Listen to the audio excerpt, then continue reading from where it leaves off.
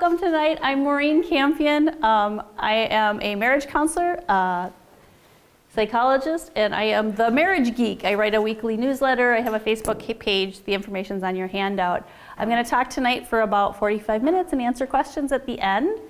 I got into this work because when I got married, I realized just how complicated and hard it was.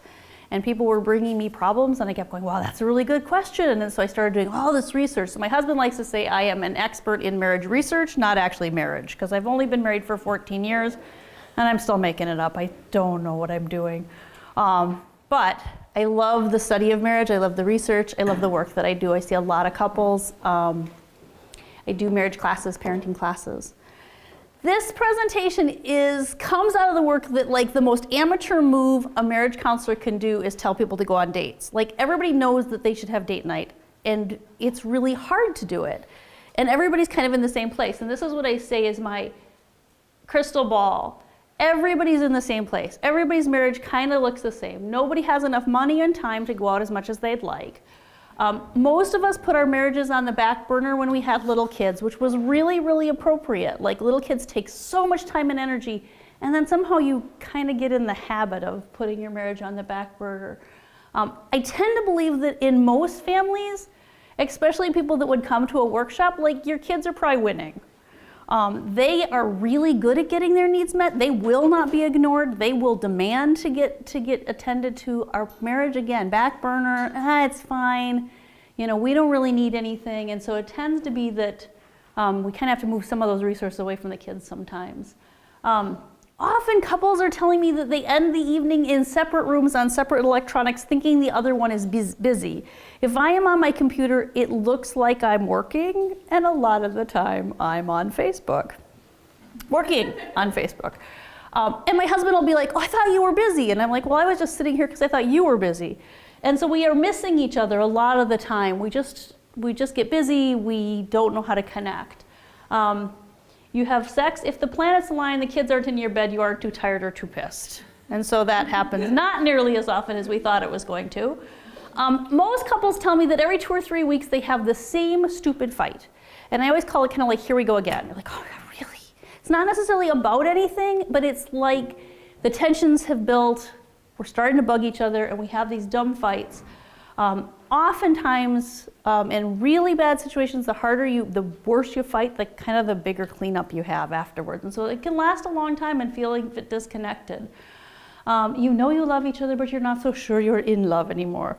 That one always kind of amazes me because I think that it's, again, maybe too many TV movies, maybe too many love stories, the idea that we're supposed to feel something magical all of the time gets in the way of actually the richness that's available for marriage. So the thing that makes the biggest difference is kids are really we know how to connect to our kids. They have the things that our marriages need. Marriage is an attachment relationship. We think about attachment relationships like babies, that we want our babies to feel safe with us, we want our babies to feel like they can trust us, we want our babies to feel nurtured. It's a pretty one-way relationship when they're little. Obviously, we hope that they grow up to be more mutually connected to us. But marriage is the same thing. So the way I think about this is that the only people that really make us crazy are the people we have attachment relationships with. So my mother still makes me crazy. I'm 51 years old, and she can walk into the house and say, oh, the house looks nice. And I know what she really means. And so the people that kind of get under our skin, because we care so deeply, because we've given part of our heart away to them, so our partners, our kids, and our parents are kind of those core people that really, and that's why you don't usually get into kind of screaming matches with people at the office or the neighbors, or your friends all think you're lovely.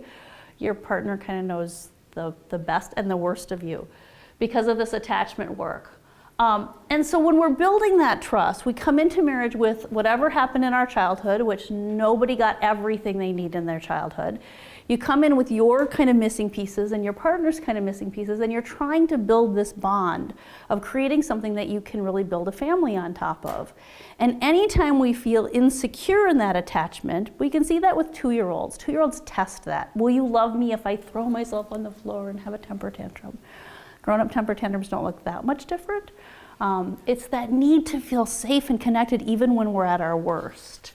So having each other's back, really feeling like your partner is really there for you is what really most fights are about. I hate it when the Today Show says the number one thing couples fight about, and it'll say things like, it's money, it's sex, it's the kids, and it's like, it's really almost always about, are you there for me? Can I count on you? So the things that you fight about will look like housework.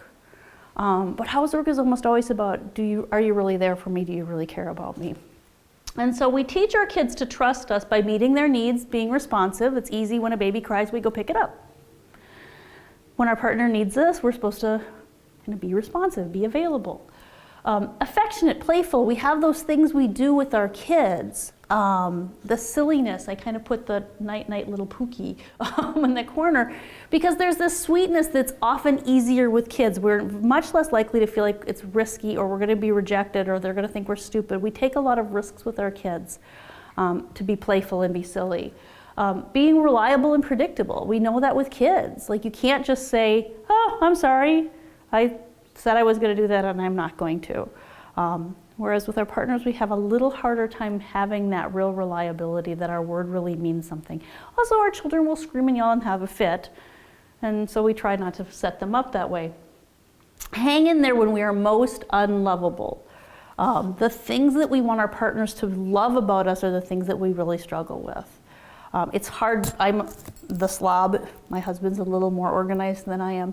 And when he walks into the room and kind of does the about one of my messes, it's like I get so defensive, because I know, I'm doing the best that I can. Whereas I can say it to anybody. I have no trouble telling people, yeah, I'm not very good at the organization thing, but I hate that it bothers him. It's that whole thing. I want him to just think I'm amazing and wonderful at all times. I don't think that, but he's supposed to. Bill Doherty at the U. Bill Doherty's the head of the Family Social Science Department at the U, and he's one of the big experts in the field. I read most of what he writes.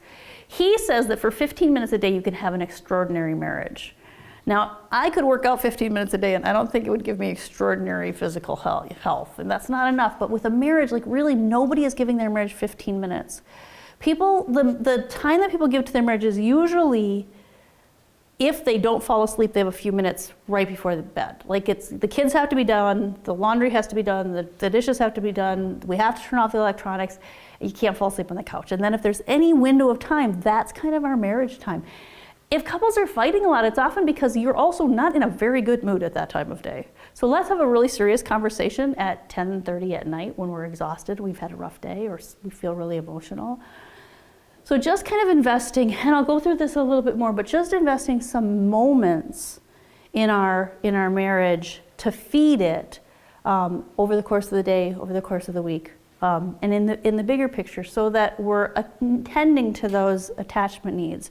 Just like we kind of know that if we've been super busy, our kids are likely gonna need us more. You know, they get whiny, they get needy, they get demanding, we have more likely have behavior problems if we're super, super busy. And our relationship is the same way with our partner. So this is the analogy I really like to use, is that we all kind of keep an eye on how much power our phone has. It's amazing how in just a few short years, we've all become quite addicted to knowing how much power is left on our phone and where we can get a juice. I wish our marriages had a little thing. I wish we had a little gauge. It would be really nice if you could go, oh, we're headed for trouble. Oh yeah, this does not look good. We need to connect, because then we will avoid a meltdown. What the ebb and flow of connection looks like often is you're not cutting each other any slack. When you get to this point, this is when people fight over the socks on the floor. Because it's just socks on the floor, and they're there all the time anyway. And then suddenly it's the last straw, and it somehow means you don't love me, you don't respect me, you're not there for me, I can't count on you. And then it all comes out. And in some ways, that works. It's a way of reconnecting. Most of us fight to reconnect, and we feel better. Kind of like throwing up makes you feel better afterwards. I mean, weirdly, it just is like, okay, you're like a temper tantrum. We just kind of need to get it out of our system. And so when we're feeling disconnected, we don't really know our children when they're feeling disconnected. Kind of like, if 2-year-olds are built to be attached. Like, you cannot ignore them. They crawl in your lap, if you get mad at them, they go, mom, mom, mom, mom, mom. They just know that, and they can tell if you're not fully present. Grown-ups are a lot more likely to just withdraw and kind of be fine. In Minnesota, most fights start with, what's the matter? Nothing, I'm fine. If you walk in and your partner seems a little weird, it's kind of like the little light bulb on their head is dim. There's something off. They're in this zone, and we kind of know.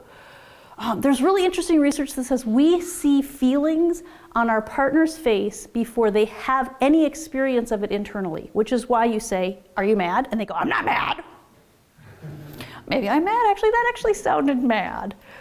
We're so connected, we know. We can just take one look at our partner. The problem is, in my house, this looks like both my husband and I grew up in alcoholic family systems, so we don't actually believe each other when we say things. We do a lot of mind reading. We're working on this, but it's hard. So I'll walk in and say, oh my God, I had the worst day at the office. I'm so exhausted. The kids kept me up really late last night. 5 minutes later, he's like, are you mad at me?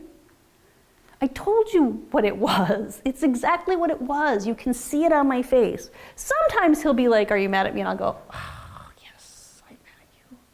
You're right. I tell the story that I came home one day and I walked in and he said, oh, you got your hair cut. This man has been married for 14 years. You do not tell your wife, oh, you got your hair cut. He didn't say anything nice to me. And I kind of internally rolled my eyes and walked upstairs and ignored it. It was no big deal. Except I didn't ignore it. 3 days later, he's like, you have been such a pain. Oh, what is the matter? What did I do? And then I kind of had to go, oh my God, you're right. Like, I've been sulking because you said, so I'm like, so remember when I came home on Friday and you said, you got a haircut? And he's like, yeah, you look really great. And I'm like, yeah, that would have really helped on Friday.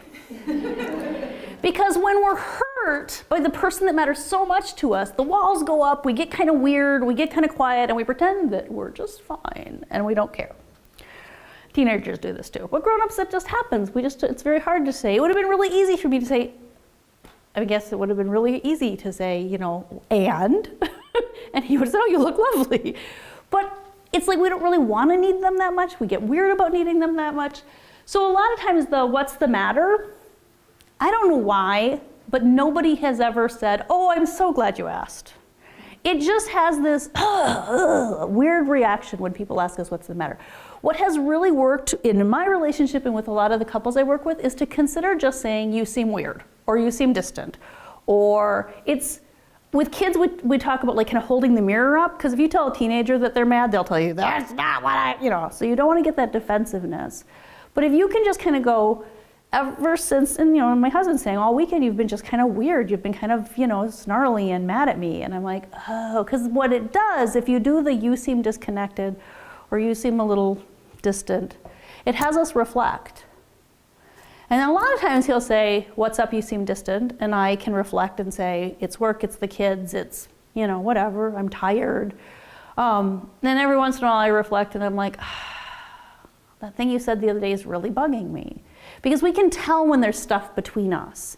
And again, this is where I think kids are just really good at this. If they think you're mad at them, if they think you're upset, if they think my kids can tell if I'm having a thought that is not about them. So all of a sudden they'll be like, Mom, and I'll be like, what? Oh, just checking. Really? That's that need, and the reason they hate when we're on the phone or on the computer, if we're trying to get anything done, they feel like we've pulled our love of them away for a minute, and they just need to know that it's still there. Kids are better at that than we are as grown-ups. So acknowledge the disconnect. Sometimes it's just like, wow, we really have been disconnected. We've both been working a lot. The kids have been sick. Whatever it is that just has you go, you know what? When you kind of notice that this ebb and flow, you can tell when you're feeling better, when you can tell when it's a little weird, when you're on each other's case, when you're not cutting each other slack, when there's a lot of little petty fights. Sometimes there's not much you can do about that. It's just a really tough stage right now. But if you can even say, even if you can admit that, wow, we're going through a tough time, or, Sunday, let's try to get Mom to watch the kids for a few hours, it makes it feel much more like we're in this together instead of feeling like your partner's doing it to you. When they pull their attention away, it is really hard not to take it personal. And again, that will often bring up kind of childhood issues, whatever that is for you. Biologically, women have a tendency to feel more at risk for abandonment, and men have a higher risk of feeling criticized and attacked. And so the problem is that we tend to get needy, like tell me that you're here, tell me that you're here, and they tend to get a little bit more like, oh my God, leave me alone, you're making me, you're on my case all the time. And so those are things that just get in the way of us actually being able to connect with each other, because we bring all this stuff that makes it hard to just say, my 12-year-old is really good still at being able to say, I need some attention, will you come sit with me on the couch? And I'm like, wow, if your dad and I could do that. Like, it never occurs to me that he says his tank is low. That's kind of the language we used when we were little, and he'll go, Mom, my tank is low. I'm like, oh my God, I don't know when my tank is low. I'm so glad he does. So a lot of times that having a fight, that tension between us, that stuff that needs to be said, not always is as simple as, you didn't tell me my hair was lovely. That was an easy one to fix. There is a lot of stuff that just needs to be, the air needs to be cleared. We need to say some things. A lot of times it's just, I need to tell you that what you did really bothered me. Women pick 65% of fights. We also file 65% of divorces. If a marriage is in trouble, even if it's just a little bit in trouble, it is harder for women to ignore it. We have a tendency to take it with us. We take it to work, we take it into our relationships, we talk about it. We have a hard time just kind of compartmentalizing it, setting it aside. Men are much more comfortable often being okay with it being fine. I don't know that that's good or bad. I just think it's really important to acknowledge that I'd love it if we could get those numbers to 50-50, if it was a little more balanced, which means men need to pick a few more fights. Decide if it's a fight to pick and then pick it. From a perspective of that, we need to talk about this because I care about you, because I want us to feel closer, because this is driving me crazy. If I would have just said, I can't believe I married a man who doesn't even say nice things to me every once in a while, I don't know what that would have looked like. I mean, that would have been, silly. But whatever I needed to say, he would have been like, oh, I'm sorry, and then we would have avoided all of that. Most of the time, really, again, back to those attachment things, when we fight, it's because our feelings got hurt. Almost always our feelings got hurt. And really the only response to our feelings getting hurt are, I'm really sorry, I'll try not to do that anymore. It's not that complicated. Certainly there are things that have to be decided. There are big decisions that families have to make that we have to be able to agree on. A lot of couples I work with are fighting over, how we handled that situation with the kids, or is that what we're gonna do, or I thought, or money, that's not how I wanna spend money. We have to stick to a budget.